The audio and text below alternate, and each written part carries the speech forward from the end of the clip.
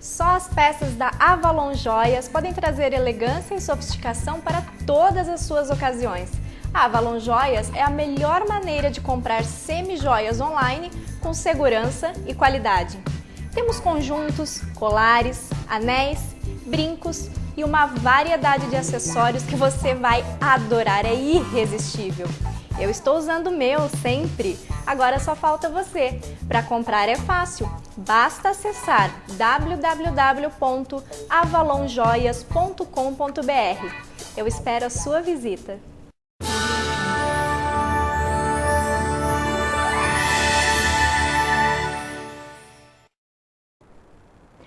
O politicamente correto já saiu de moda dos Estados Unidos já faz um bom tempo. Mas o clima geral do politicamente correto não passou e não vai passar, pois é a tendência da modernidade, principalmente por conta da universalização da sociedade de mercado, de economia do mercado, a suavização das relações, principalmente as verbais. Podemos nos corrigir no sentido de não fazer do politicamente correto uma linguagem excessivamente moral, e por isso incapaz de ser descritiva. Aliás, este é o problema do politicamente correto: criar avaliações que impedem a comunicação do ponto de vista da transmissão de informações. Todavia, se a história andar como vem andando, não vamos deixar de tentar sempre integrar as minorias e suavizar as formas de tratamento. Há um mês atrás eu estava na livraria e me deparei com este livro aqui, O Estuprador Deprimido e Outras Pessoas Comuns. Então me perguntei, o que poderia ser mais comum do que um estuprador deprimido e outras personalidades que dão vida a esse livro? Eu já vou avisando, aos defensores dos bons costumes e do politicamente correto, cuidado, porque hoje nós vamos conversar com o Leonardo Vinhas, autor do livro que eu acabei de apresentar, e falar um pouco sobre o politicamente correto e outras histórias da vida e da arte. Boa noite, Leonardo, seja bem-vindo aqui ao programa. Bom, como eu contei da história, estava eu na livraria com o Paulo, íamos ao cinema, e eu queria ler Eu estava lendo O Mestre e a Margarida, desesperada, procurando o livro, e eu chego e vejo Estuprador Deprimido. Eu não consegui imaginar que alguém colocaria esse título num livro, né? Muita gente não imagina. Não, a ponto do que eu adorei isso, né? Que as aspas estão aqui, porque a sua esposa, o comentário dela sobre o livro, né? Atenção totalmente pessoal.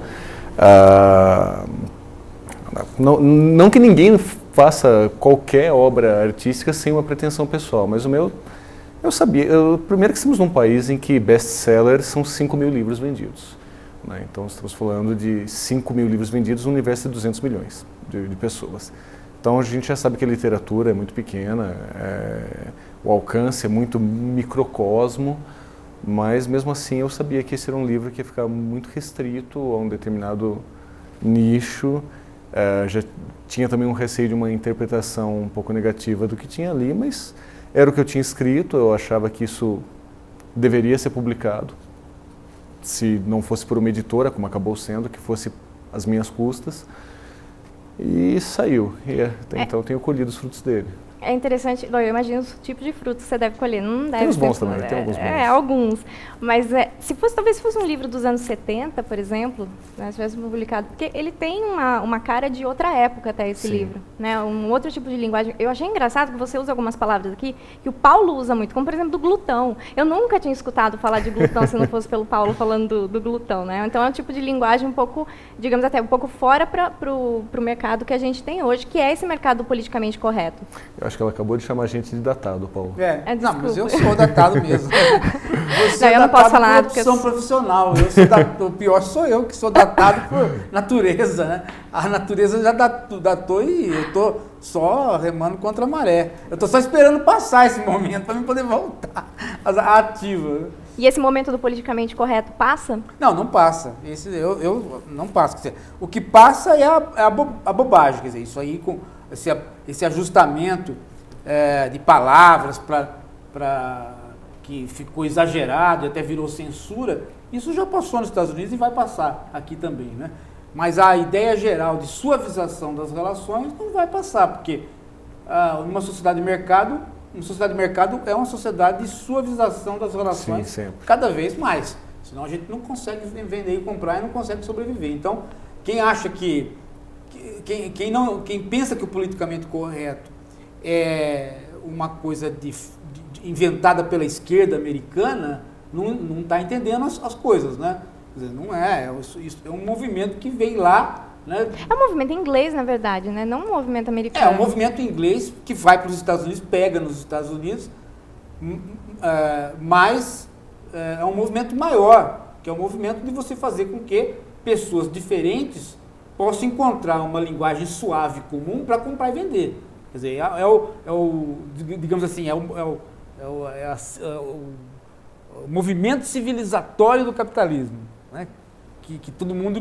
A gente é tão crítico do capitalismo que a gente sempre vê o capitalismo como alguma coisa que leva à guerra, leva à exploração, mas o capitalismo tem essa outra vertente, que ele leva o mercado fazendo com que as pessoas conversem para poder comprar e vender. Né? E essa vertente é a vertente da suavização das relações, que, enfim, predominam e vão predominar. Mas nós não vamos, né? É uma suavização muito fictícia, né? Uma suavização que não passa pelo que acontece na realidade. Você suaviza para criar, não sei, arriscaria até dizer que pelo dia de hoje, quando você suaviza tanto, você chega a esse universo que nós tivemos, que socialmente acho que está muito bem representado pela nossa seleção brasileira, que é uma seleção de garotos de 22, 25 anos, que essa geração dessa idade é uma geração que cresceu já sob essa correção política e sob outras influências, uma coisa que até o André Forastieri chama de merecismo, que é aquela coisa do eu posso, o mundo me deve.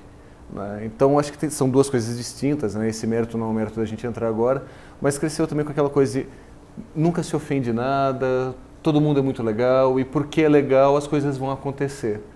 E não é. Né? Aí quando envolve uma pressão, envolve um choque com a realidade, as pessoas já não conseguem lidar. Eu acho que uma coisa nefasta do politicamente correto que criou é um pouco isso. Né? Eu sou o primeiro a reconhecer que meu livro não é um livro de fácil leitura. Eu sei que eu trabalho com temas pesados e tal, mas eu não trabalho com nada fora da realidade. Eu não inventei um universo paralelo, extremamente violento, denso. Não, isso é verdade. Tanto é que quando eu li, eu consigo pegar esse livro, se eu for picotar cada conto do livro, eu posso colocar como remetente certo para cada pessoa enviar, assim, por correio, porque me lembra situações do dia a dia, de certa forma, de pessoas que eu conheço. Exato. É super comum. Mas isso que você estava falando, desculpa te cortar, mas isso que você estava falando, eu atribuo mais a um problema educacional, no sentido de que não se pode mais corrigir ninguém. Sim. Então, tanto com relação à seleção brasileira, quanto na escola. O que a gente vê hoje em dia? Ninguém é burro, né? A gente está batendo nessa tecla há muito tempo, né, amor? Uhum. Ninguém mais é burro nesse país, todo mundo é muito inteligente, você faz tudo errado, mas está tudo ok. Até que você se confronta com outras pessoas, com outros países, e tem um choque absurdo. Né? Quer dizer, o Brasil até o momento ainda era campeão no futebol, mas até isso já está conseguindo perder. Até isso, politicamente correto, de certa forma, está influenciando.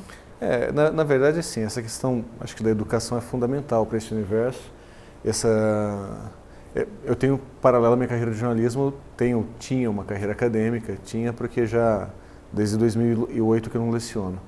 Mas eu via isso, a minha frustração maior, inclusive, foi quando eu fui dar aula na faculdade, em que era uma faculdade particular em Foz do Iguaçu, e alguns dos meus alunos eram incapazes dos meus alunos do curso de jornalismo, eles eram incapazes de fazer um texto com começo, meio e fim.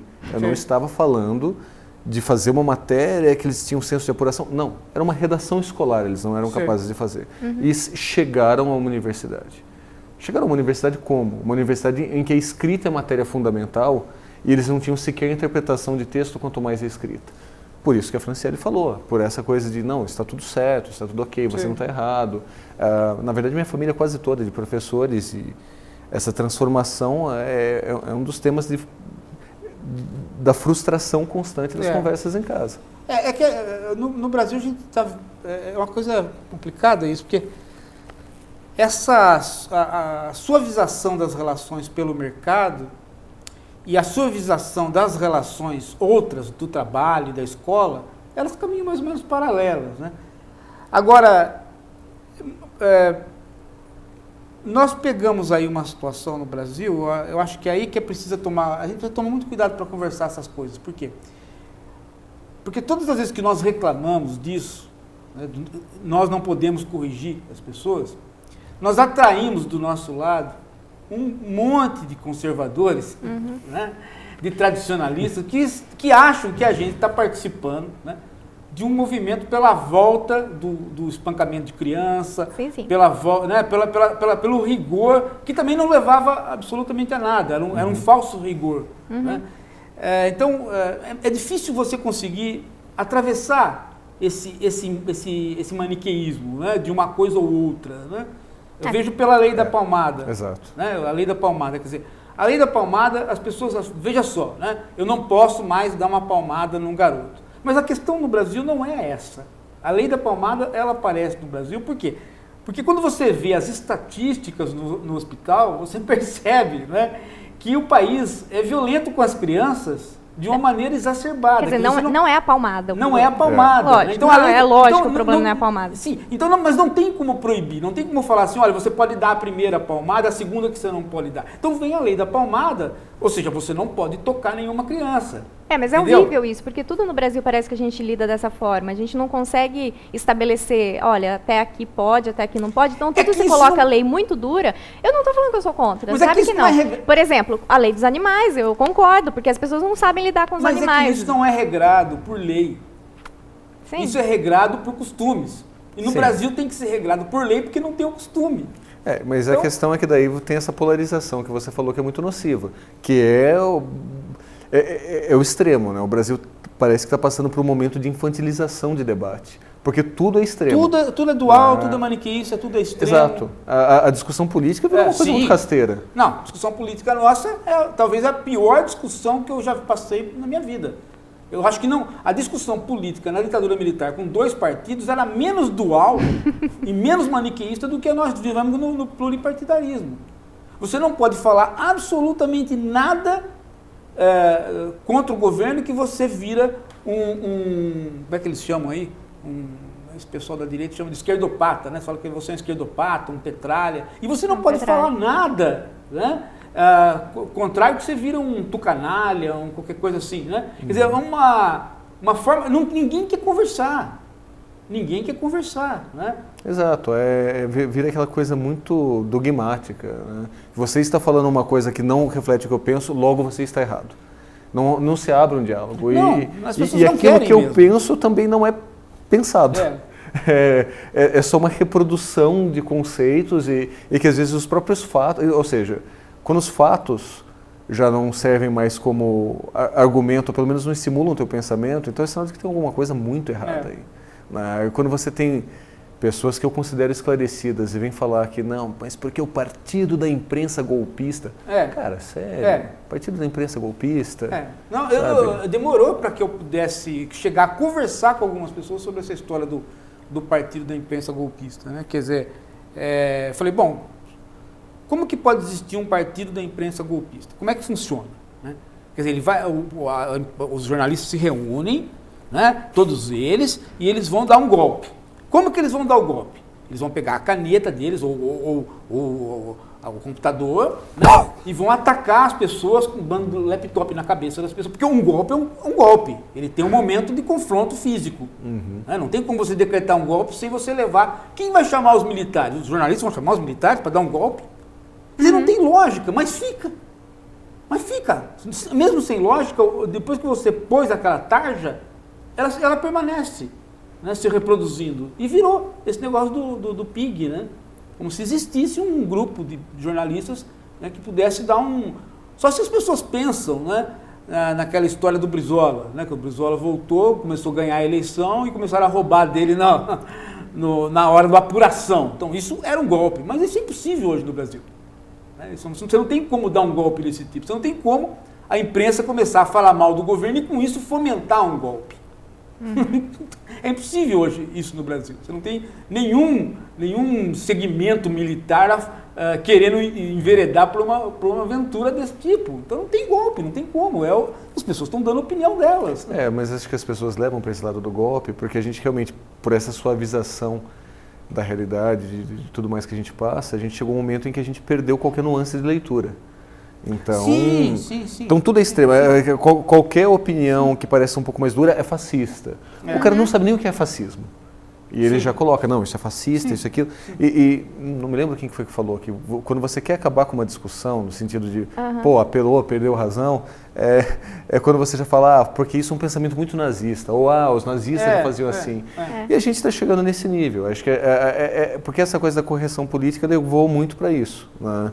Vamos até mudar totalmente o lado da análise da realidade, mas que eu acho que é uma coisa muito elucidativa desse pensamento, dessa redução. Eu estava uma vez entrevistando o Sidney Guzman, que é o diretor editorial da Maurício de Souza Produções, falando sobre alguns projetos que tinha lá e qual que é o impacto da Maurício de Souza Produções e tal. E um dos projetos era a coleção histórica Maurício de Souza, na qual eles recuperavam as primeiras histórias da Mônica, do Cebolinha dos anos 70 e tal. Só que eles vinham com liner notes, né, com anotações históricas falando, olha, isso aqui não podia mais acontecer. Sim. Isso aqui hoje não entrava numa história. Esse tipo de vocabulário hoje teria que ser corrigido. Sim. E no caso, essas coisas eram o Cebolinha aparecer pelado tomando banho. Sim. Ou, sei lá, numa história do Pelezinho, que ele vê um garoto, ele acha que o garoto também é afeminado, ele fala, pô, esse daí, hein? Coisas assim. Não, isso não podia. Não podia nem coisas tipo, não pode aparecer a criança esquentando água no fogão, porque isso vai ser um mau exemplo. Eu perguntei para o Sidney, falei, Sidney, precisa disso tudo? Precisa colocar isso? E ele, assim, ele ficou muito desanimado. Ele, precisa porque ele até falou, pode publicar desse jeito. Tem um monte de ONG, de desocupado, que não tem o que fazer, que cresceu com um universo de mimimi na cabeça e que fica patrulhando a gente dizendo, olha, vocês estão incentivando preconceito, vocês estão incentivando violência. Sim. A partir de coisas assim, pô, uma criança fervendo água. Mas nós tudo bem, né? Eu acho que nós estamos passando de maneira muito atrasada por aquilo que os americanos passaram rapidamente. Porque eu me lembro que quando os americanos começaram com o politicamente correto, eles começaram ao mesmo tempo com a caricatura do politicamente correto. Tanto é que um livrinho que eu dei para você sobre o Lobo Mau, histórias infantis contadas através do politicamente correto. Ele é do final dos anos 70 para 80, ou seja, quando entrou politicamente correto, as pessoas imediatamente mostraram o ridículo do politicamente correto. Mas é por causa disso que você fala, porque existe o debate. No Brasil não, no Brasil chegou agora, numa segunda vez, né? Essa é a segunda leva do politicamente correto no Brasil. Deixa eu aproveitar e fazer uma pergunta. O Marcelo Bellini, ele pergunta se existiria uma relação maléfica entre o politicamente correto e a literatura de autoajuda. Boa pergunta. Talvez não. Num primeiro pensamento, acho que eu teria que pensar um pouco mais para responder mais adequadamente. Mas eu acho que a literatura de autoajuda ela tem mais a ver com a necessidade que as pessoas têm de respostas rápidas. Talvez tenha um pouco a ver com a ligação com o politicamente correto tem a ver com esse universo que a gente está falando em que você nunca pode estar errado. Porque a literatura de autoajuda ela deveria ser chamada literatura de autoconsolo. Ela mais te consola do que propriamente te dá os meios para você construir alguma coisa de diferente. Ela é uma espécie de programação neurolinguística desossada e destemperada, sabe? Porque ela incentiva muito pouco, né? Acho que o que seria uma autoajuda, no sentido literal, no meu modo de entender? Seria autoconhecimento. Nada ajuda mais alguém do que conhecer a si próprio. E a literatura de autoajuda, ela, de maneira geral, não é uma literatura que eu leia muito, mas eu li o suficiente para não encontrar exceção. Adoraria se tiver uma exceção que me fosse apresentada. Ela apresenta sempre consolos, autoconforto, aquela coisa do, olha, você é legal. Mas talvez por causa dessa infantilização que a gente acabou de falar. Sim. Mas a literatura de autoajuda ela é anterior a esta leva chamada politicamente correta. Ela é anterior, é dos anos 60, né? Que é o chamado pensamento positivo. Né? Sim. A ideia do pensamento positivo. Seus primeiros livros são dos anos 62, 61, que é o pensamento positivo. Você pensa positivo que você... Isso é uma coisa, né? Que é a própria explosão americana do chamado self. Tudo é self. Né? Até chegar no nosso self, né? Hoje, né? Mas você começa nos anos 60, esse culto da palavra self. Inclusive a palavra selfie chega para nós nessa época. Né? A gente não usava isso aí, né? Sim. E depois é gozado porque... Agora, pensa bem numa outra coisa. Qual foi a primeira grande movimento do politicamente correto no mundo? Movimento negro? Não. Não? Disney. Disney é a primeira máquina industrial que pega todas as histórias infantis e reescreve todas elas em sentido romântico. Pega o Rousseau e dá uma passada de Rousseau em cima de todas aquelas histórias dos irmãos Grimm, de todas aquelas histórias medievais que eram terríveis. São terríveis, São excelentes. são incontáveis à noite para qualquer criança. Droga, eu comprei um presente, então acho que eu não vou dar. Você imagina só, a maneira como a boazinha da Cinderela castiga a madrasta é pondo ela num sapatos de ferro, em brasa, e ela é obrigada a dançar na frente do príncipe dela. Né? Ela não vai feliz para sempre, não. Ela vai feliz para sempre. Primeiro ela castiga. Tem, nos contos, né? Os originais. Os originais da Gata Borralheira, da Cinderela. O Disney vai limpando isso daí. Ele é o primeiro a fazer essa grande romantização dos contos. Né? E de uma maneira tão forte que ninguém mais... Os originais foram completamente esquecidos. Né? Ninguém mais publica os originais. Né? Você reconta a história, né? Você reconta a fábula, porque na verdade o conto de fadas ele é uma fábula moral, sempre vai ser. Só que aí você reinventa a moral. Você cria uma nova moral e você cria essa suavização mesmo, essa infantilização. Agora, isso que eu acho que o que tem em comum nessa pergunta dele, eu acho que o que tem em comum é o que você disse, Leonardo, que é você usou uma expressão aí agora há pouco muito interessante. Do autoconsolo? Não, uma outra, para mostrar como é que essas literaturas elas são iguais. Você falou da falta de nuance. Isso. Exatamente, né? Essas literaturas todas elas se encontram na incapacidade do leitor ter apreensão de nuances. Exato. Nisso elas se encontram. Que é uma coisa que vem aumentando cada vez mais, é uma coisa que eu fico muito incomodado. Eu me lembro quando assisti aquele filme O Vanilla Sky, que já nem é tão recente, sei lá, acho que era de 2000, 2002. Ele é um remake de um filme espanhol, do Abre los Ojos, e em muita coisa ele é parecido, mas nessa versão americana ele é colocado um personagem só para aparecer no final do filme e explicar todas as metáforas visuais. Sim. Porque você precisa mastigar, você não pode sair do cinema com a sensação de que você não entendeu. Então você cria um personagem que se chama suporte técnico, é o nome do personagem, porque ele não é o suporte técnico do personagem do Tom Cruise, ele é o suporte técnico do espectador. Sim. Tipo, olha amigo, você não entendeu as referências? Agora... Não pesquisa, não fica no subliminar, não fica por uma coisa para você ver. Eu vou te explicar, mastigadinho, para você ter certeza que você entendeu a moral da história. Pô, isso é infantilizador. Parece que nós estamos vivendo uma época que é aquela época... o nome infantilização não é ruim, não. Ele é bom porque parece que... Sabe quando você faz um desenho e mostra para uma criança ou para uma pessoa ingênua e ela pergunta assim, quem é? Né? Você faz um desenho e ela fala, quem é? Precisa ser alguém, né? Senão eu não consigo entender um rabisco. Né? Parece que todo mundo se transformou nesse personagem que diz quem é, para qualquer coisa. Você escreveu alguma coisa que um desenho que não tem um rosto conhecido, por que você fez isso? Né? Por que você fez isso? É interessante pelo seguinte, porque um dia eu estava numa reunião do departamento, professores universitários, e eles ficam naquela reunião, ficam discutindo nada sobre o nada, e eu fico desenhando, né? E eu estava desenhando na minha cabeça. Aí, quando acabou a reunião, passaram perto de mim, viram o desenho e me perguntaram, quem é de nós, as mulheres que estavam ali, que tinha aquela mulher, né? Eu falei assim, nenhuma de vocês. Detalhe, com os seios de fora desse tamanho, assim, nenhuma de vocês. Né? Então, quer dizer, um desenho sempre... Né? Aí eu me toquei que eu não estava no meio de crianças. Mas é esse que é o problema. E aí que eu achei o problema do livro, talvez isso te cause alguns problemas, né? Porque eu não sei se é, de certa forma, uma identificação ou um medo de identificar que alguém possa ser um personagem desse livro.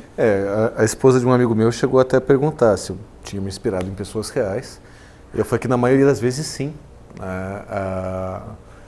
maior parte das histórias nasceu da observação de pessoas que eu conheço, que eu encontrei na rua e que numa espécie de voyeurismo intelectual, vamos dizer assim, fiquei imaginando o que estaria por trás daquele trecho de conversa que eu tinha ouvido. Mas em um conto que fala, talvez seja o conto mais violento, que é de um cara que ele passa de ter o prazer pela conquista das mulheres a ter o prazer de estuprar mesmo. E ele faz isso de uma maneira muito metódica, como se fosse um pesquisador acadêmico. Ela falou, pô, mas isso daí não foi baseado em alguém real, né? Foi na verdade tem duas pessoas, em uma foi uma pessoa com quem eu conheci muito proximamente, que, embora não tenha me contado nenhuma história que virou efetivamente uma fala do personagem, era um cara que era muito metódico na sua tara, e a sua tara era muito assustadora. E era um ser humano perfeitamente funcional e respeitado na sociedade. Uhum. Então, é um pouco isso que me incomoda. Na verdade, acho que essa coisa do livro, esses contos não foram escritos todos de uma vez, eles foram ao longo de vários anos e eu notei que vários teriam coisas em comum que eu poderia agrupá-los num livro. Mas eu acho que todos eles vieram de uma necessidade que eu tinha de contar história, a primeira coisa, que contar história é uma coisa muito legal, né? E é necessário ao ser humano. Sim. É um prazer imenso que eu tenho sempre de contar e ouvir histórias, mas também de purgar uma coisa religiosa muito forte que eu tinha. Eu tenho uma criação religiosa fortíssima, cheguei a passar por seminário e tudo. E a religião é uma coisa muito perversa em relação ao prazer e em relação a também a mascarar e suavizar essa realidade, porque na verdade tem vários fatores, vou tentar não me perder muito, mas primeiro é que a religião ela tem o melhor dos mundos, né? Ela trabalha com esperança. Esperança ela nunca precisa ser cumprida. Ela te vende uma benesse que só vai chegar numa outra vida, então ela nunca precisa provar, ela nunca vai poder ser chamada de estelionatária. Mas você fica com aquela crença de um prazer que nunca vem, um gozo que não chega, porque a benesse só vai vir depois. Então você já tem isso que já gera uma coisa. Um outro é que no fim está tudo bem, porque Deus está cuidando de você. Não deixa de ser uma forma de infantilizar. Olha, tem um paizão que está passando a mão na sua cabeça, não importa o que está acontecendo, ele está cuidando de você. Tem a questão do prazer, né, que eu até brinco, eu falo, puxa, você coloca um homem seminu sangrando numa cruz e diz que aquilo é um exemplo de amor, depois você não quer que as pessoas virem taradas. No meio de tudo isso, eu quis lidar com várias dessas coisas no conto, mas tem essa infantilização que eu acho que a religião causa e que é uma coisa que incomoda muito as pessoas, porque no fim, mais do que sexo, o livro trabalha muito com culpa, com religiosidade, que são coisas que ficam criando, que acho que prendem muita gente. E as pessoas ficam muito... E isso incomoda, quando as pessoas falam. E ao mesmo tempo, aí vem, na verdade, o fato pelo qual eu comecei a falar isso, no universo que eu cresci de igreja, era tudo muito de aparências. Você não tinha que ser bom, você tinha que aparentar bondade. Então você tinha que estar ali, ajoelhado, rezando na missa, com aquela expressão de piedade. Mas você sabia, ainda mais eu crescendo num bairro pequeno de uma cidade pequena, você sabia que aquelas pessoas elas não tinham essa vida ilibada que elas adoravam mostrar. Uhum. Mas elas se julgavam. E eu, um garoto, primeiro criança, depois adolescente, crescendo com desejos normais de criança e adolescente, sendo julgado por qualquer coisa que eu falava, porque eu não tinha tanto esse filtro. Eu falo, mas por que se essas pessoas às vezes têm coisas piores? E eu, tendo me envolvido com catequese, com outras coisas, eu via coisas horríveis. Então isso sempre ficou na minha cabeça, daquelas pessoas que parecem reprováveis e que têm coisas lindas dentro de si, porque eu acho que isso também está no meu livro. É aquelas pessoas que parecem, que sempre aparentam o exemplo de moral e... porra... moral da onde, né? Sim. Moral para quem? Então, esse universo mesmo da sexualização, que eu falei, pô, a religião cristã, as religiões cristãs, elas tratam de canibalismo, porque a Eucaristia nada mais é do que um ritual canibal. Sim. Por mais que eles não queiram tratar dessa forma, inclusive o catolicismo fala, a transubstanciação, quando ergue a hóstia, e fala, não é simbólico, não, você não é está simbólico. comendo o corpo e o sangue de Cristo. É uma transformação que acontece. Pô, é canibalismo. É canibal, então, primitivo. Aí você tem a questão da sexualização e da figura muito estranha do sexo, porque o sexo ele é a fonte da vida, sem ele não nasce outro ser humano, e ao mesmo tempo ele é pecaminoso, ele só deixa de ser pecaminoso quando abençoado por Deus. Mas aí Deus tem que ser o terceiro elemento da relação, porque ele abençoa e faz parte do casamento. Porra, então tem que rolar homenagem para ser sagrado. Se não tem a pomba, não vai. É claro, e aí quando você começa a falar essas coisas, as pessoas ficam horrorizadas, né? Eu tenho uma irmã que desistiu de falar comigo sobre isso. Né? Ela fala, não dá, essas suas ideias são pesadas. E aí é onde eu falo para ela, puxa, você confia numa religião que você pega ali o Velho Testamento, tem as filhas de Ló embebedando o pai para transar com ele, porque é errado a mulher ficar sem descendência. E eu que sou depravado? Então... até... Você está levando a coisa literal demais, não é essa a ideia. é essa. Mas isso, uma vez eu vi num fórum de ateus na internet uma frase muito boa, que eu sempre cito, que era uma moça que falava, eu era uma cristã muito boa até a hora em que eu comecei a ler a Bíblia.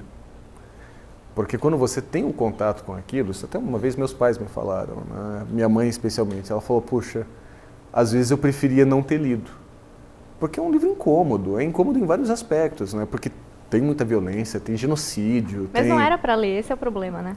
Que não era para ler. Era um livro que não era para qualquer um ler. Era um livro latim, que não era para o vulgo ler, né? Exato. Aí os caras começaram a traduzir, né? E aí você, claro, se você traduz, você edita. E aí pronto. E aí teve zilhões de edições. Sim. E no meio dessas edições todas, o Eclesiastes acho que é o melhor exemplo disso, porque você pega, tem trechos lá falando de que adianta o homem todo o trabalho sob o sol, se no fim tudo é vaidade, se ele vai voltar ao pó. É um livro nihilista, mas aí no meio daquele livro entra, mas ele pode gozar do fruto do seu trabalho e tal.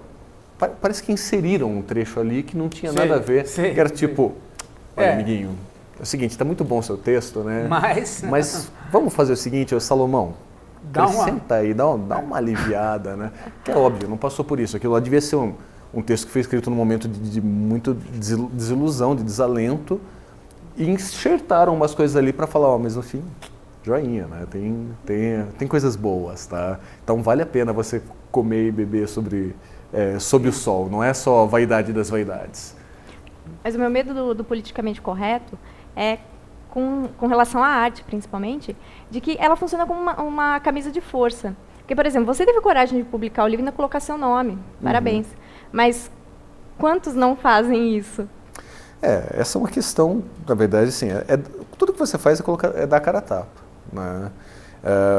Por trabalhar com jornalismo musical, eu me aproximei de muitos músicos e alguns, às vezes, falam do quanto ficam desagradados com críticas negativas ou com resenha.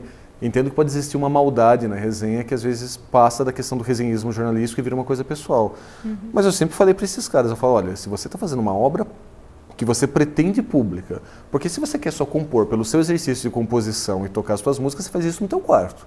Agora, se você se deu o trabalho de criar uma imagem pública para a tua música, transformá-la num produto, tocar ela ao vivo e colocar, você tem que estar preparado para reações negativas a ela. Isso vai acontecer. A partir do momento que você torna uma coisa pública, você vai ter várias formas de reação. Então, com o livro acontece isso e as pessoas elas ficam receosas porque, no fim, eu acho que tive retorno bom desse livro também, mas tive problemas, como a gente falou. E eu acho que a retaliação só não foi maior porque é um livro independente de uma editora pequena lançado num aspecto muito restrito, num nicho de mercado. Senão você tem problemas maiores. Mas agora com a Hora da Coruja fica tranquilo. Que...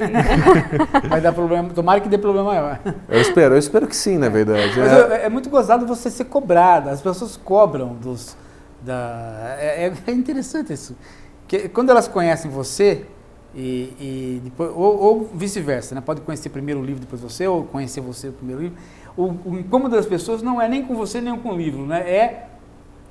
Sabe por quê? Porque acoplar, né? Acoplar as duas coisas. Sim, né? exatamente. Quando elas acoplam, elas ficam incomodadas. Funciona de uma certa forma como a filosofia, né? Pelo menos a filosofia do jeito que eu gosto, que é a filosofia do contra. Às vezes a pessoa lê um choque de realidade tão grande para ela, esse tipo de literatura, entendeu? Que eu acho que excepcional. Só por isso já merece um prêmio, tem que fazer isso. De certa forma, é esse trabalho que a gente tenta fazer com a filosofia, né? Tentar inverter as palavras, inverter o tipo de história, de situação do qual as pessoas estão acomodadas, para ver se acontece pelo menos a discussão. Fica difícil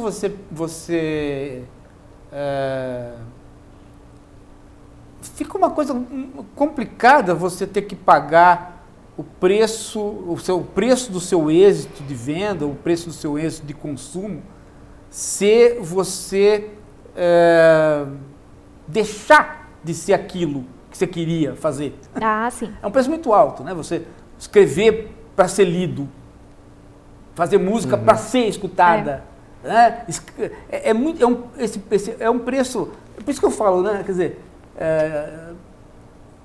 eu tenho tanto medo do best-seller quanto eu tenho medo daquilo que nunca vendeu. Eu tenho medo desses dois extremos. Né? Aquilo que nunca vendeu é complicado. Os livros acadêmicos de filosofia, que ninguém lê. Né? Nem o próprio autor. E o best-seller, que todo mundo leu. Quer dizer, eu tenho muito medo desses dois extremos, né? Dele não encontrar um público. Para tudo tem que montar o seu público. Né? O problema é a beirada, né? O limite. Onde é que você começa a perder e onde é que você começa a ganhar. Mas acho que daí nessa questão específica do politicamente correto, a gente passou também por porque havia uma literatura, cinema não, que acho que o cinema era bem incipiente, mas havia uma literatura mais ousada nos anos 70 e 80 no Brasil. Não, mesmo a igreja. Sim. Essa igreja que você falou, eu não peguei. Né? Não peguei a igreja. A igreja tinha toda essa capa, mas ela não tinha coragem de chamar os jovens para esse tipo de prática. Ela não fazia. Né? Porque eu peguei a reforma dos anos 60, que é uma igreja que era uma igreja que estava se envolvendo com as esquerdas. Né? Vinha a teologia da libertação. Eu peguei antes. Né? A teologia da libertação já é o fruto da reforma. Né? Já é o fruto da encíclica do João 23. Então eu peguei uma fase onde a igreja ela tinha esta capa, mas ela não tinha absolutamente coragem de trazer os jovens se fosse para submeter sob essa capa, porque ela sabia que ela ia perder. Porque ela estava enfrentando o quê? Ela estava enfrentando os anos 60. Né? Se ela ousasse botar na praça isso, ela ia perder. Né? Então ela maneirou a conversa. Né? Agora vem todo um neoconservadorismo muito forte aí. Você tem duas fases. Você tem aquela fase de reação aos anos 60, aí você tem a própria igreja voltando a ser mais conservadora, e você tem a fase onde a igreja começa a imitar os evangélicos, o sucesso de venda da religião dos evangélicos. Né? E aí ela monta uma nova capa. Né? Eu, como professor, eu tive muito problema com isso. Dava aula de inglês, dava aula de teoria da comunicação. Em algum momento você comentar uma questão comportamental, você lançava isso principalmente em teoria da comunicação, para o pessoal pensar. Você tinha toda a sala, você tinha uma bancada evangélica que se escandalizava. Eu parei de dar aula por causa disso. Aí você falava, peraí, né? É mais ou menos como aquela questão de você, sei lá, você está debatendo uma lei sobre a legalização ou não do aborto. O argumento religioso não pode passar por essa lei. Se é Estado laico, por que você tem que os religiosos têm o direito de fazer seu lobby numa democracia? Eles têm, ok. Mas daí isso ser levado em conta na hora de legislar, você legislar baseado numa... Foi o caso da cura gay, por exemplo, de querer instaurar a cura gay no país. Exato. Se for assim... A conversa, quer dizer, o que tinha na Igreja Católica, não depois, mas no tempo que eu era estudante, o que tinha na Igreja Católica era uma disposição para a conversa. Jamais um professor padre interrompia uma discussão e ia denunciar alguém, né? No máximo, os padres mais conservadores iam denunciar por conta de comunismo, mas nunca se interrompia uma conversa, eles gostavam de conversar. Com certeza. E a igreja, a não conversa é que é o problema, que é o que eu enfrentei. Né? O aluno levanta em 5, 6 e vão lá na reitoria fazer uma denúncia contra você. Sabe o que é interessante? Eu estudei no Mackenzie, isso na universidade pública. Né? Isso na universidade pública. Comecei lá no Mackenzie, é presbiteriano, e vinham sempre os americanos, presbiterianos, para fazer o debate. É engraçado porque para a gente ficaria parecendo uma coisa infantil. Fica um debate entre ateus e entre os próprios evangélicos ali. Você fala, eu não acredito que eles estão perdendo tempo discutindo com isso. Aí depois eu pensei, não, eles não estão perdendo tempo discutindo. Excelente fazer esse tipo de discussão. Até porque, não lembro quem que foi, um cara que é um dos grandes ateus de hoje em dia, falou assim, foi assim, eu pregava, né? E foi assim que eu me tornei ateu. Percebendo, tem sentido o que o cara está falando, quer dizer, nunca é jogado fora, né? Eu também era bem pregador, né? Mas tem uma história excelente sobre essa questão desse incômodo e a vida acadêmica que aconteceu lá na Universidade de Taubaté, numa aula de Direito, não lembro qual era a disciplina, mas envolvia a questão de perícia criminal. E o professor estava falando que algumas questões do exame de corpo de delito são fundamentais para determinar, identificar o agressor e tal. E ele começou a falar no caso do crime sexual, que algumas... só usando linguagem técnica. Ele falando, olha, no caso da agressão sexual, as marcas deixadas na vagina da vítima podem ajudar a identificar o agressor até pelo pênis, isso e aquilo. Só que esse professor, um colega meu, ele contando que tinha uma aluna que ela ficava assim, ela não conseguia parar na cadeira, ela estava incomodada. Toda vez que ele falava pênis, estupro, ela não conseguia, mas assim, era uma coisa que começou a incomodar toda a sala. E ele, até para tentar suavizar o clima, ele pegou e falou, e nessa questão de identificar o tamanho do pênis do agressor, isso ser fundamental para identificar a vítima, só para informação, para constar aqui na sala, o maior pênis documentado no Brasil é de um rapaz de Ribeirão Preto que tem 27 centímetros. E a menina pegou e levantou assim, correndo, daí ele pegou e falou, calma, o próximo ônibus para Ribeirão Preto é só daqui a 2 horas. Roubado. Ótimo, né? Meu Deus do céu, acho que eu não posso trabalhar nos lugares assim porque eu pego emprego. Eu sou esse cara que faria isso e tomaria uma sindicância, né? Hoje em dia você tomaria várias dessas. Eu perdi a conta de quantas vezes eu fui chamado à coordenação, à diretoria, porque não gostaram que você falou isso, que você falou aquilo. Eu falo, pô, mas... ou então, um exemplo. Eu me lembro quando, trabalhando com um curso de turismo em Foz do Iguaçu, eu mostrei aquele filme A Missão, do Rolando Jafé, de 86, que ele um pouco romantiza a questão das missões lá, mas ele tem um fato que teve padres que realmente pegaram em armas, porque tomaram a causa indígena, e a própria igreja rechaçou aquilo com muita violência, né? E eu passei a estimular uma discussão de tipo, a igreja mudou a postura dela de reprimir aquilo que vai contra ela. Foi uma discussão muito interessante, alguns alunos trouxeram coisas muito boas, mas teve 2 que foram lá e foram reclamar. Olha, o que esse cara fica colocando... E tudo bem, todo mundo tem o direito de ser ouvido, mas daí, olha, você não pode mais trazer esse tipo de discussão para a sala. Puxa, por que eu não posso? 2 pessoas se incomodaram, mas os outros 30 alunos tomaram proveito daquilo. Então agora ninguém mais pode ser incomodado. Eu mesmo acho que eu só cresci em conhecimento porque eu fui incomodado em vários momentos. Sim. Eu fui forçado a sair da minha zona de conforto. Senão, em vez de escrever O Estuprador Deprimido e Outras Pessoas Comuns, eu teria escrevido O Maravilhoso Mundo dos Cordeirinhos. Teria sido um puta livro chato do cacete. Ou não, ou totalmente no estilo desse aqui também. Estuprador Arrependido. Pois é. O César do Rio de Janeiro, ele quer aproveitar que nós estamos comentando sobre a infantilização, e ele quer comparar hoje a postura dos jogadores brasileiros e alemães na derrota. Ele reparou que, ao contrário do que ocorre com os jogadores brasileiros, que tudo que ocorre no jogo e na vida, eles agradecem a Deus, se ajoelham no gramado, erguem as mãos aos céus e choram, esperneiam aleluias, os jogadores alemães, embora religiosos na sua maioria, possuem um comportamento muito mais comedido, sabendo separar a postura privada, de adoração religiosa, da postura pública, quando então tem um evento futebolístico. Seria isso a diferença da qualidade dos ensinos médios no Brasil e na Alemanha? Não acho que passe tanto por uma questão da qualidade do ensino, mas uma questão mesmo mais cultural, mais comportamental. E especificamente essa coisa brasileira dos jogadores terem essa coisa da devoção me incomoda por uma razão que, na verdade, é aquele mesmo princípio da guerra, né? Deus está do nosso lado. Então, se Deus quer que você vença, na verdade, Ele quer que o outro perca. Então, né, o cara que está lá agradecendo a Deus, o Davi Luiz lá com os braços para o céu, porque Deus abençoou o pé dele, então Deus amaldiçoou o outro.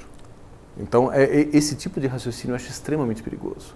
Eu me lembro na época que saiu aquele filme Zodíaco, do David Fincher, a Veja entrevistou um sobrevivente do assassino serial lá do Zodíaco, que se tornou pastor. E a repórter da Veja perguntou, o senhor se tornou pastor por ter sobrevivido ao ataque? Ele falou, não, eu já era uma pessoa religiosa, eu acho que eu teria tomado essa decisão de seguir na minha carreira se tornar pastor, independente do que tivesse acontecido. E eu não quero pensar dessa forma, não quero pensar que Deus me escolheu e me deu uma missão para eu ter sobrevivido. Porque eu sobrevivi, mas a minha amiga que estava comigo morreu. Então, se eu tenho que acreditar que Deus quis que eu sobrevivesse, eu tenho que acreditar também que Ele quis que ela morresse uma morte horrível. E, na verdade, na minha cabeça, eu achei muito lúcido de um pastor falar isso, foi na minha cabeça, Deus não teve nada a ver com aquilo. Aquilo foi um cara desequilibrado e eu estava no lugar errado na hora errada, porque as pessoas tomam as suas decisões. Né? Então, mesmo ele sendo pastor, não acredita num Deus titereiro, que mexe. E parece que essa postura dos jogadores brasileiros creem nisso, num Deus que mexe o pé. Então, e hoje o que aconteceu? Deus sacaneou? Mas nós não éramos assim. Nós não éramos assim. Não, e nem mesmo o futebol nosso não tinha isso, né? Nosso futebol era malandragem. Pelo amor de Deus, não tinha jogador virgem, né? Como a gente estava comentando. Não, nós não éramos antes. assim. O máximo que você, até os anos 70, o máximo que um jogador podia fazer, você pode ver nos filmes, na TV, você pode recordar isso. O máximo que se fazia, alguns jogadores, era o nome do pai na hora de entrada e não mais. O São Paulo Futebol Clube, nos anos 70 para 80, começou a ter jogadores evangélicos. E aí praguejou, tinha até os soldados de Cristo. Atletas de Cristo no São Paulo Futebol Clube. E depois daí para frente, só podia ter sido começado no São Paulo, uma coisa dessa. Eu não estou falando nada. E aí, com essa onda evangélica que pegou, aí realmente, né, você tem que agradecer. Porque é um Deus particular, né? O Harold Bloom, que tem um livrinho sobre a religião americana, ele diz que o americano formou uma religião própria, que cada um tem um Deus que o protege. Sim. Mas respondendo até a pergunta do César um pouco mais, eu acho que o que acontece é que existe nos jogadores brasileiros, como no brasileiro, aquela coisa, eu mereço o tempo todo e Deus está do meu lado. E ao mesmo tempo não é coerente com a postura de vários deles, que você sabe que se fosse uma coisa assim tão abnegada, porque o cristianismo é você viver para se entregar para o outro. Se fosse para você se entregar para o outro, aquele momento do futebol estaria sendo então a entrega total e você não jogaria um futebol apático, você não transformaria cada conquista daquela no momento pessoal. Mas é isso que faz. Eu acho que o que existe aí é uma diferença do que ele viu hoje, do que ele perguntou, é uma diferença mesmo de postura profissional. Porque, na verdade, separar profissional e pessoal, discordando um pouco do que você falou, eu acho um pouco tolo. Claro que existem posturas. Evidentemente, no meu local de trabalho, eu não tenho o mesmo nível de relaxamento pessoal que eu tenho em outros, porque Sim. você quer... Mas a tua vida pessoal impacta na profissional e vice-versa. Mas a postura sua é uma coisa que fica em todos os lugares. E a postura brasileira, profissional, independente de ser jogador de futebol ou não, os méritos são de Deus, as culpas, sabe Deus quem são, né? Mas nunca são de Deus, Deus nunca é culpado. E é tudo essa coisa da bênção, enquanto que eu acho que a lógica alemã, não conheço tanto para poder dizer, a lógica alemã é resultado de um esforço. Se isso está acontecendo, foi um esforço, beleza, parabéns, conseguimos, vamos lá que tem mais. Sabe, que é uma lógica que faz sentido para mim. Não é essa lógica da bênção, as coisas não vêm de graça. E aqui não, então você comemora mesmo com cada minuto porque é mais um presente que o céu te deu.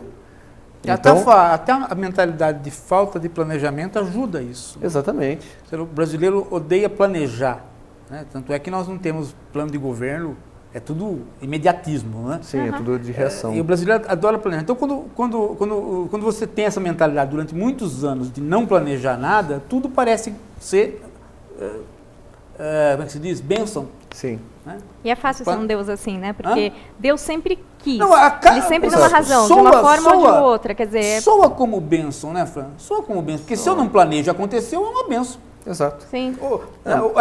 É a chamada sorte, né? Uhum. E aí você tira a conclusão fácil de que você merece, porque você foi abençoado 5 vezes sem planejar. E esse era o meu problema quando eu era mais jovem em relação à religião, porque é sempre isso. Para Deus é a situação que os americanos chamam de win-win. Você sempre ganha. Deus sempre ganha. Porque se você teve alguma coisa que deu muito certo, pegando um exemplo que acontecia comigo, tirei nota alta na escola, Deus te abençoou. Pô, meu estudo não serviu para nada, Deus me abençoou. Não, porque você é inteligente. Então, o outro que é burro porque Deus quer que seja. Não, é que ele não reza o suficiente. Exatamente. Pô, mas eu rezo e as outras coisas que eu quero não acontecem. Mas você não está rezando do jeito certo. Deus vai dar na hora dele. Ou Deus tem um caminho para você. Exato. Ele escreve certo por linhas tortas. Tá tudo muito fácil para Deus. É muito fácil. Então, fica difícil para você, porque você está sempre devendo. Você está sempre devendo para alguém. Aliás, o débito começa na tal história da morte de Jesus, que ele morreu para nos salvar dos nossos pecados. Pô, maravilha, então agora eu posso pecar à vontade. Não, senão você não vai honrar o sacrifício dele. Tá, mas então eu estou sem pecado. Não, você nasceu com pecado, tem que ser batizado para lavar o pecado original. Mas peraí, mas ele não estava lá pregado na cruz, não foi por mim e eu ainda tenho pecado original? Tenho. Tá, mas eu nem era nascido, mas ele já sabia que você ia pecar. Pô, então por que cacete ele me fez? Se eu só vou nascer para sacanear, para dar trabalho. E ele ainda fala, ó, o seguinte, não, é muito engraçado essa história, olha, Deus é pai. E ele é tão pai que o único filho, o filho muito amado, filho, parece que a galera tá fazendo cagada lá embaixo. Tu não quer morrer na cruz para livrar deles, não? Porra, é muito fácil assim, né? Então, é um pai tão bacana que na hora que ele tem um problema, ele fala, filhão, se ferra por mim, né? Aí eu acho que faz a mesma lógica brasileira, né? Porque os anos todos que eu fui professor, a coisa que eu mais vi foi negligência familiar.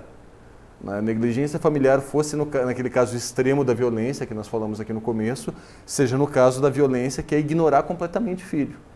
Uma coisa que me chamou muita atenção aqui em São Paulo, no tempo que eu morei aqui, nos 6 anos que eu morei aqui, claro que tem isso em outros lugares, mas eu via muito isso aqui, era nos bairros nobres, onde você vê a babá com o filho no parque ou na praça, a babá está inteira de branco.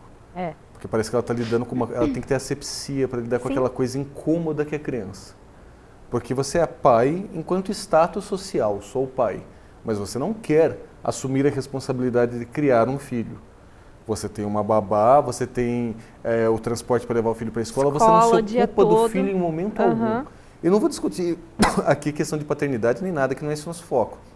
Mas a questão existe essa outra violência, que é simplesmente ignorar uma criança. Então, acho que esse modelo de Deus faz muito sentido, que é ou eu ignoro, ou eu desço porrada, porque Deus te ensina através da dor, não é através do amor. Né? Não, ele ensina através do amor, ele mandou o filho para morrer por você. Porra, isso é amor? Sério? Então... É complicado você tem uma transição complicada aí, né? Deus, que é um Deus da guerra, né? Sim, Deus, o Senhor dos Exércitos. Ele se transforma num Deus do amor.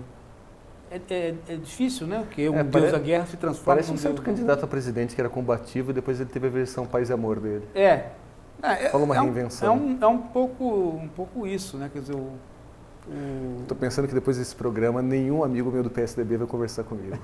Fica tranquilo, de vários partidos acontece isso aqui. O Thiago Garcia, Paulo, perguntou para você, qual Deus que prevalece hoje, o de Descartes ou de Spinoza?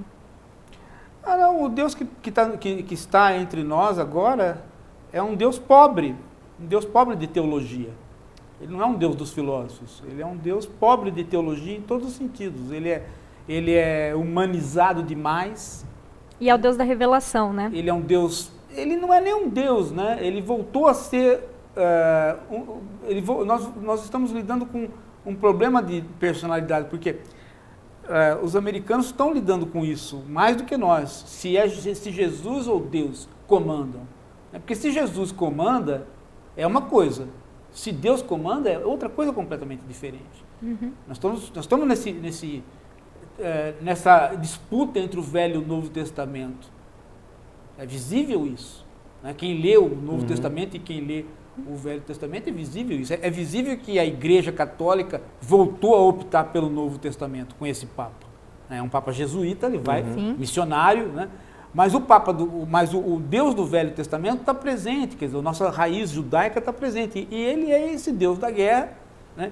Porém, sem teologia, né? Falta teologia para ele. É um Deus de Facebook, né? De frases feitas e frases feitas, ele tem imagem. Porque se nós formos judeus, nós vamos ter que ser teólogos. E aí o Deus não tem imagem, e o Deus é aquele que falou para o Moisés, eu sou aquele que sou. Jeová. Então aí muda tudo, porque aí a religião ganha um aspecto teológico profundo. Mas se nós sairmos disso e entrarmos pelo cristianismo, tudo isso morre. Aí o quê? Aí nós temos um irmão aqui, né, ensinando uma prática de bondade que não pode ser cumprida porque ela é muito dura.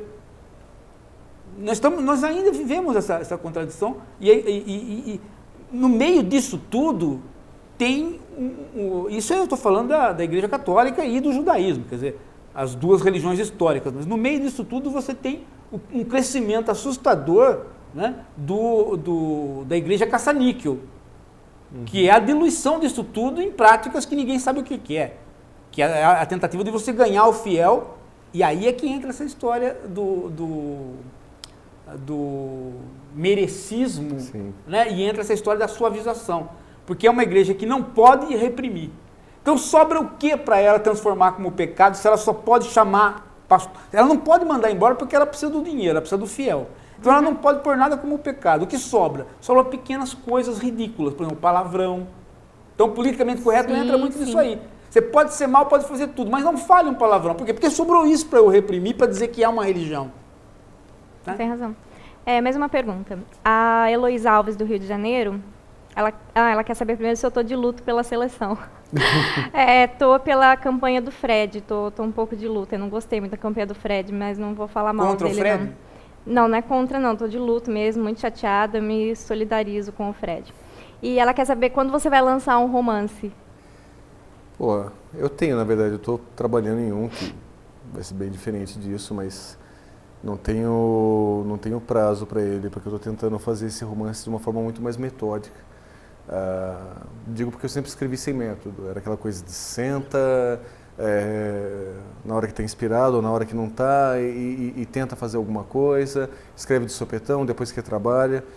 Eu comecei esse ano a tentar trabalhar com método mesmo, eu segui algumas coisas aí do James Ellroy, do Kurt Vonnegut, que eles colocam escreva tantas mil palavras por dia, não espere a inspiração chegar, faça resumo dos personagens. Eu comecei a fazer baseado também numa série de experiências minhas e de outras pessoas. Eu aglutinei um monte de gente numa história, que eu acho que é o meu tributo pessoal ao meu tempo em São Paulo, e ao mesmo tempo uma grande declaração de amor a Curitiba, que é a cidade onde eu moro hoje, que eu gosto muito, de um personagem dessa faixa de idade. Eu falava com o Paulo antes do programa começar sobre a crise dos 30, que pega todo mundo, é um personagem em crise dos 30, um jornalista que não sabe o que foi fazer no jornalismo. Os jornalistas que nos assistem sabem que isso é muito comum. E ele tem essa coisa de se sentir um estranho permanente em São Paulo e ao mesmo tempo não se sente à vontade na cidade natal dele, que é Curitiba.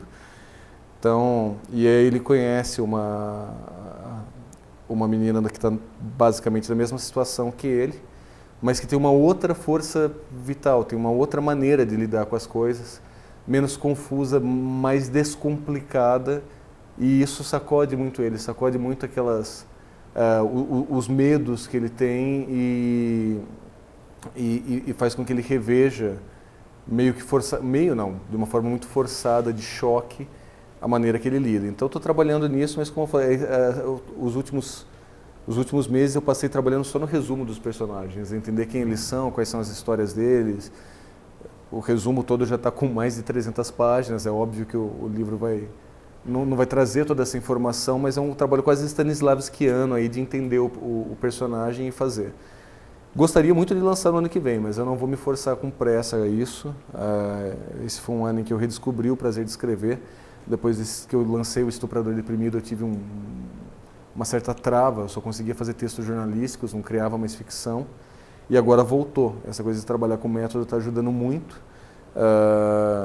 Atualmente, meu emprego é coordenador de operações de imprensa da Copa do Mundo. Fui da sede de Curitiba, agora estou em São Paulo e sexta-feira volto para o mercado, porque a Copa acaba. Vou aproveitar uma boa parte desse tempo para me dedicar ao livro. Essa é uma das ideias que eu tenho, porque, novamente, não vai me dar dinheiro nenhum, como esse não me deu.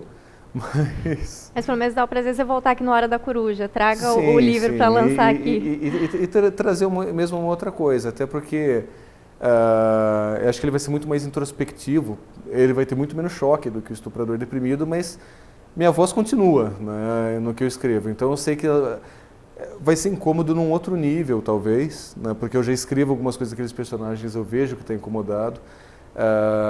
E eu vejo que esse personagem é parte de uma geração que é a minha geração e que eu acho que é uma geração que cresceu sem modelos. Ela tinha todos os modelos que ela não queria e ao mesmo tempo ela nunca soube dizer o que seria bom para ela. É uma geração em que a única aspiração era consumo e até o que fazia que não era material, como viajar, por exemplo, né? Eu acho que essa coisa dos mochileiros e tal explodiu muito com as pessoas da minha idade, mas a pessoa não viaja tanto para ter a experiência ou para ter um contato com uma outra coisa, pelo prazer de viajar, mas viaja pelo prazer de mostrar. É o consumo dos outros e poder dizer, olha só o que tem aqui, o que tem olha a minha foto que bacana nesse lugar. Hoje você vai num show, você vai num jogo de futebol, ou você vai num lugar turístico, as pessoas estão preocupadas demais fotografando a experiência para poder viver a experiência. Então a gente cresceu, acho que num meio assim de não saber o que quer fazer, precisa da aprovação dos outros constantemente. Acho que todo mundo sempre precisou de aprovação, mas parece que a minha geração tem uma coisa um pouco doentia por isso. Doentia mesmo no sentido de fazer mal. Então, eu acho que eu quero, pelo menos nesse personagem do livro, resolver um pouco essa história, que é minha e de vários amigos e amigas, tentar dar um passo em direção à maturidade. É a geração que foi jovem nos anos 90. Exato, exato.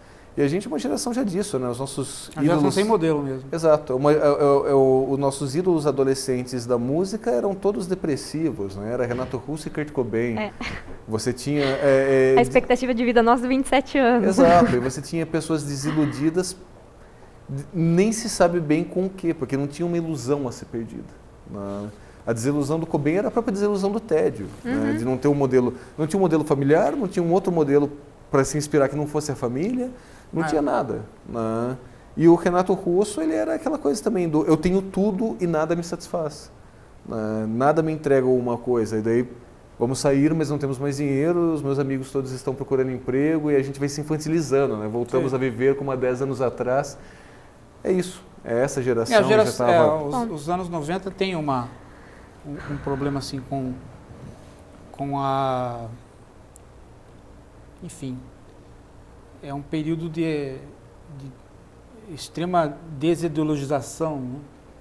Né? Agora, desculpa, qual é o nome da espectadora que perguntou? Heloísa. Só Heloísa, não vá achando que vai ser também o romance de uma geração que da minha pretensão ao resultado tem uma distância, tá?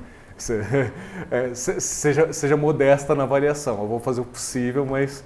Não vou ser o J.D. Salinger da minha geração, não. Se eu for ótimo, né? Mas... Renato, você quer deixar um contato para o pessoal te encontrar? Atualmente eu acho que eu escrevo num site chamado ScreenL, mas acho que o contato mais fácil mesmo pelo meu e-mail, leonardo.vinhas@gmail.com. Pedidos de compra do livro serão muito bem-vindos, mas... outras perguntas, dúvidas, etc. Só, por favor, não me mandem ideias e maluquices, porque às vezes aparece algum leitor do livro que quer me contar alguma história muito sinistra e prefiro não saber. Já recebi relato de uma menina contando o relato do estupro que ela sofreu e, por favor, não vou transformar a sua história violenta em história para o meu próximo livro. Muito bom. Leonardo, obrigada por participar do Hora da Coruja. Ficou o recado aí para todo mundo, né? Quero agradecer a todas as mensagens que a gente recebeu hoje. Semana que vem a gente está de volta. Até. Obrigado.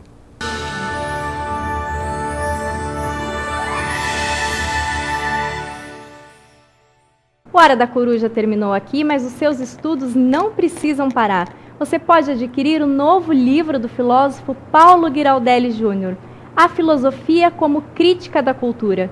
Nele você vai encontrar temas muito interessantes sobre a televisão brasileira, a sociedade e a cultura, como o Big Brother Brasil, o Pica-Pau e muitos outros assuntos. Você pode pedir o livro diretamente para o livreiro da sua preferência ou então acessar o site de qualquer editora do país. Com certeza eles já têm. Só falta você ter esse livro, não é mesmo? Então compre já!